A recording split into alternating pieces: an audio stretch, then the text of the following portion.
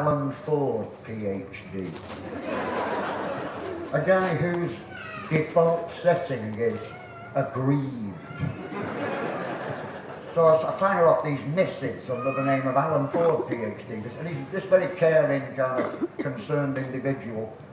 And now I look at my wife and I think, and I've not brought this up, and it's not really the sort of thing I can talk about, but I'm very worried about it because I think she thinks if I can invent this guy, who's a much nicer person than I am, she thinks if I know where this is, then it's surely but a short step to becoming that much nicer person. You know, if I've got the template in my head, why can't I be that nice guy? I imagine this is what she thinks. Well, obviously I'm not going to bring it up because I might be putting ideas in her head. It might be a case of, well, it didn't occur to me, but now you bring it up. Yes, why can't you be that nice guy? And, but I'm not, it's a grey area, but, so I've invented this Frankenstein creature that lives inside of me, that my wife, how can I know that she ain't imagining him in our intimate moments? So I've invented this guy that my wife's cheating with. She's cheating on me with this guy that lives inside me that I've made a rod for my own back. That's what I'm trying to tell you. So in order to exorcise this demon, I've written a poem on behalf of Alan Ford, PhD, and it's called Egghead. Egghead. Like this. With his store-bought haircut and his excellent posture, what's a guy like that gonna cost you? The horn-rim hunk in the Holton salt and pepper tweed. He's very clever indeed. Alan Ford, PhD, took my baby away from me. Egghead. Jimmy College. Professor Loverat, not so solid. Egghead. Jimmy College. You could say he done the knowledge.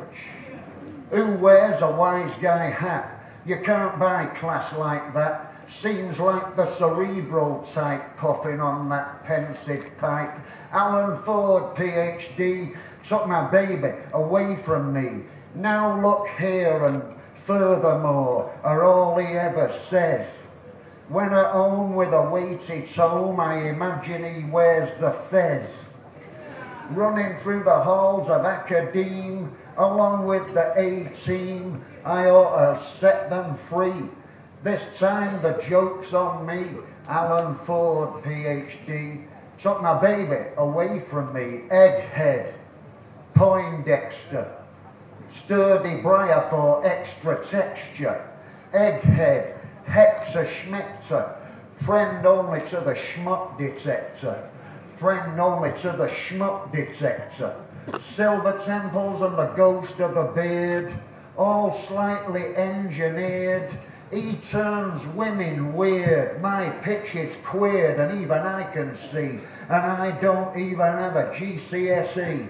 Alan Ford, PhD, took my baby away from me.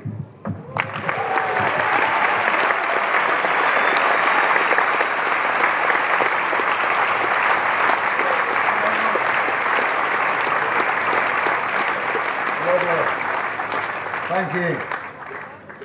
3 years ago, thanks to Damon Albarn, I got to do Thought for the Day on Radio 4 one Christmas.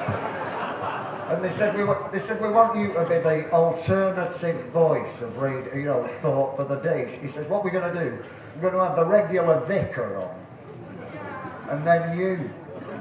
So I thought, so you want me to like take, you want me as the oppositional voice to whatever vicar you've got on, right? He said, yeah, that's it. A bit of conflict.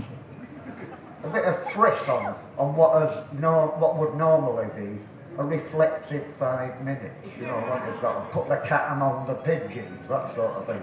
I said, all right, Dean, leave it with me, you know what I mean? So I thought, well, who's going to be the vicar? So I looked in the Radio Times who the vicar was, and it was this Vicar Sandra Osgood or something. So I thought, oh, a chick vicar, right, so she's going to be an atheist. And so I thought I'll have to take the opposite tack. So I come on there like a regular Bible basher. It was the only way, it was the only oppositional stance that I could find. You know, this woman obviously didn't believe in God. She was probably a lesbian. One way or another, she's going to hell. So I thought, take the oppositional route, Johnny. If you want a career in radio, that's the brief. Take the oppositional route. So after that, they said, you're very good on radio. We had a lot of mail.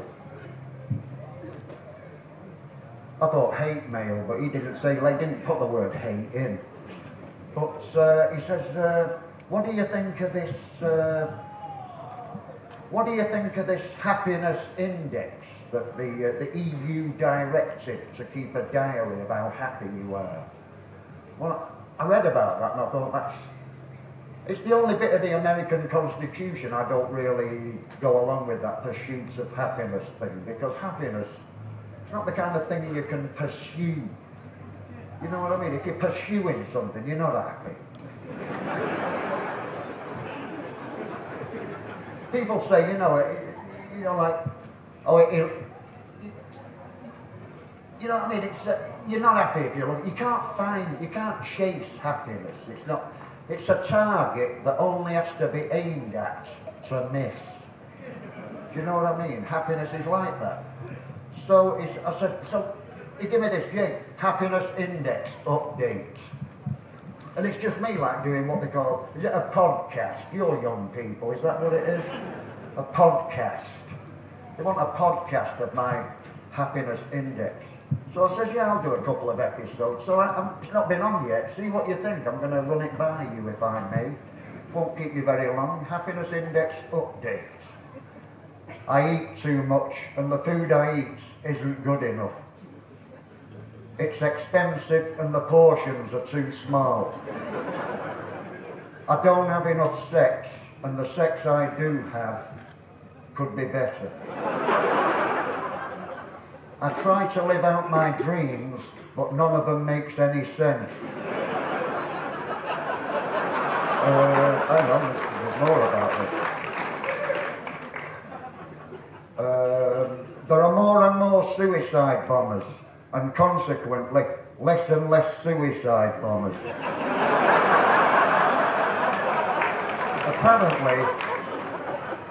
Apparently 3 out of 4 people make up 75% of the population.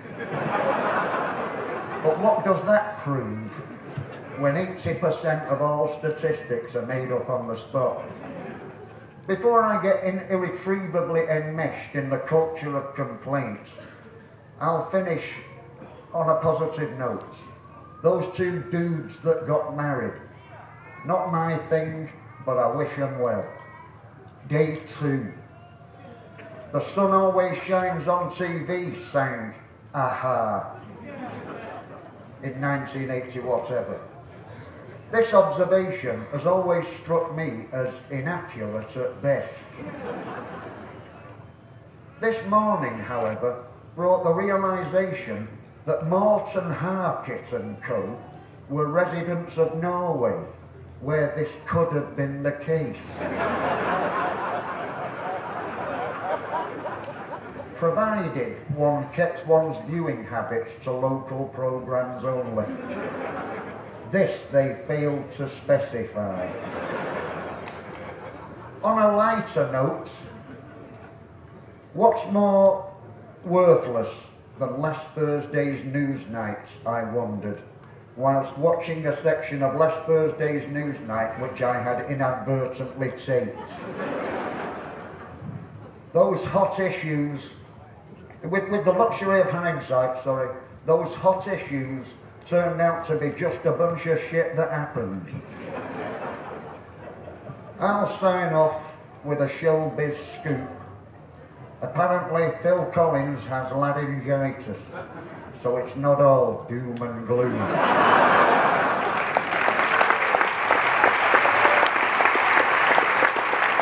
you very much.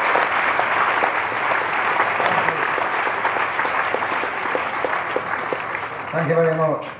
Well, this one's, it was the 50th anniversary of, wasn't something I said, was it?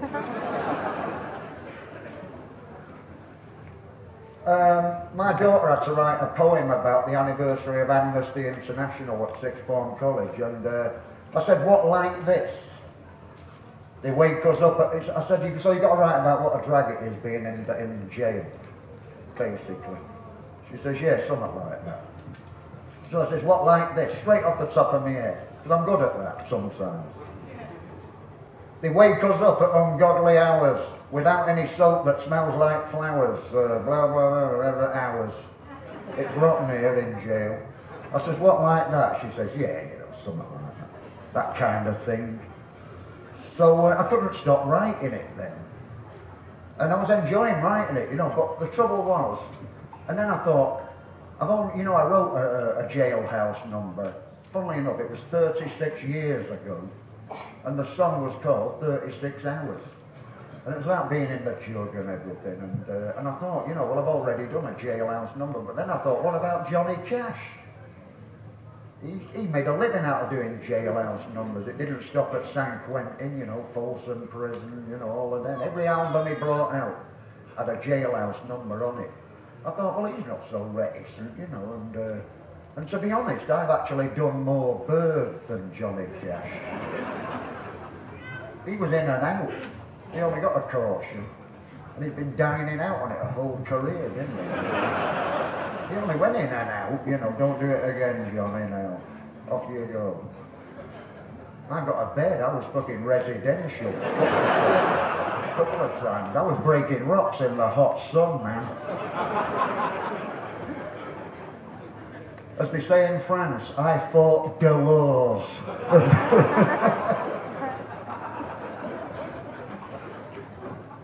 Just made that up. That's stimulant drugs for you. What is that recreational drug use? Only on the weekends, isn't it? You know what I'd do to anybody with a cocaine habit? I'd halve their wages. They wouldn't do it again. They wouldn't do it again. Hit them where they live, in the pocket. In the fucking skyrocket, mate. Get a job. Tuck your shirt in and get a job, you fucking schnorrer.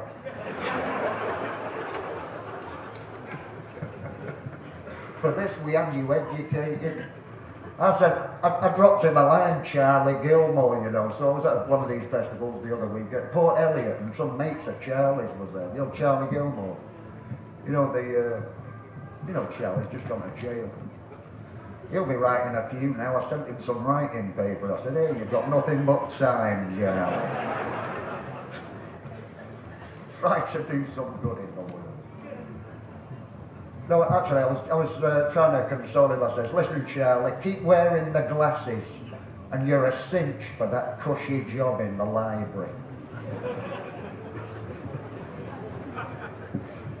So anyway, I started writing this poem about being in the nick. And in some of the verses, it sounds great in the nick. But in other verses, it sounds rotten being in the nick. But I didn't want to write two poems, you know, about the good. You know what I mean? I want to keep it in the same poem. You know what I mean? Why do that? But I thought, well, you're going to look inconsistent. I got round it by calling it Bipolar Inmate Diary.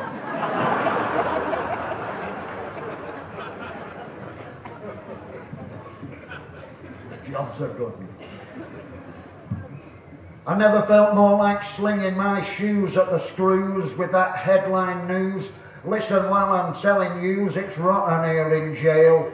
You will find us in attendance, a rude band of bad defendants, drugged up TV dependents, no rehab, no repentance, heaven and hell in the same sentence, rotten here in jail, rotten here in jail, wide awake at the daylight hour with a cloud of powder and a perishing shower, feel that pain, feel empowered, rotten here in jail, barely lawful, fucking awful, awful bad in jail, banged up in a stinking cage with 5 guys all twice my age, whose list of misdemeanors ranged from road rape to date rage. It long ago went past the stage of rotten here in jail, rotten here in jail. The communal telly's gone. Everybody knows one of us has got it but won't say which one.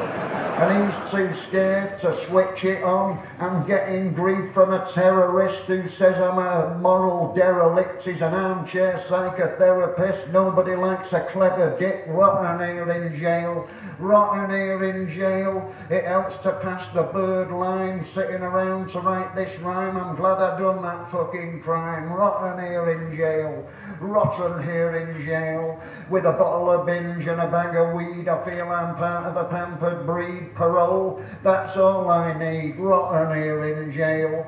Choice Iranian on my foil, it runs like virgin olive oil, it makes your fucking blood recoil. I'm living the life of a decadent royal. It could spoil you, it could spoil you. Rotten here in jail, rotten here in jail. Alone at last, King Banana, oh yeah, Nirvana, just me and Mrs. Palmer, at it like a melon farmer. Rotten here in jail, rotten here in jail. They got me shifting shale, bent double with a short shovel. It's rotten here in jail. Run you ragged, rob you blind, take the time, I won't mind, take it easy, unwind in a win-win situation. Kinda rotten here in jail, but if it comes on top, well I can't fuck off. It's rotten here in jail. Shuffling around in shite shoes, supplied with drugs and booze, every substance a guy could abuse. You must have seen it on the 10 o'clock news. It's rotten here in jail, rotten here in jail. It's an open prison since the roof went missing. It's rotten here in jail. Me, I've never been so free. Trouble is, neither has he and him and him and that he or she. It's rotten here in jail.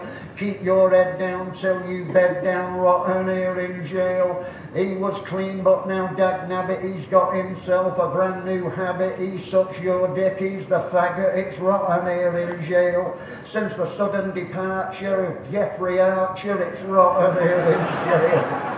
Rotten here in jail. Is the food awful? Is it F? It's cut from fresh till there's nothing left by a tax-dodging celebrity chef. It's rotten here in jail. You'd have to forage to find any porridge. It's rotten here in jail.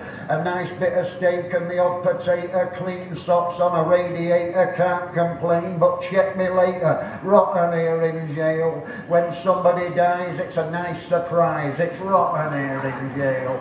Path, path, toot, toot.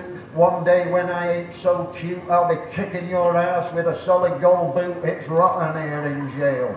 Election night, get my coat. Vote, vote, vote for Raoul Moat. A punch up the throat, that's all she wrote. Rotten here, jail.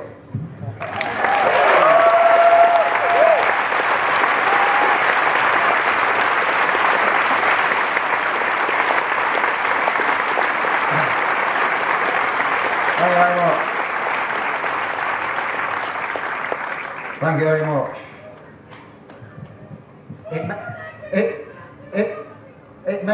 It may not be fashionable to say so, but that Raoul Moat, I think he was a cunt.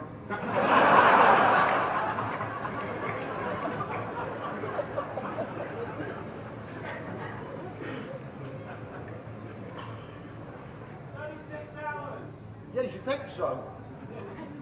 It's written 30, it not just seems like that. No, here's a new one, and I wrote one years ago. It's called Beasley Street. Do you want to hear it?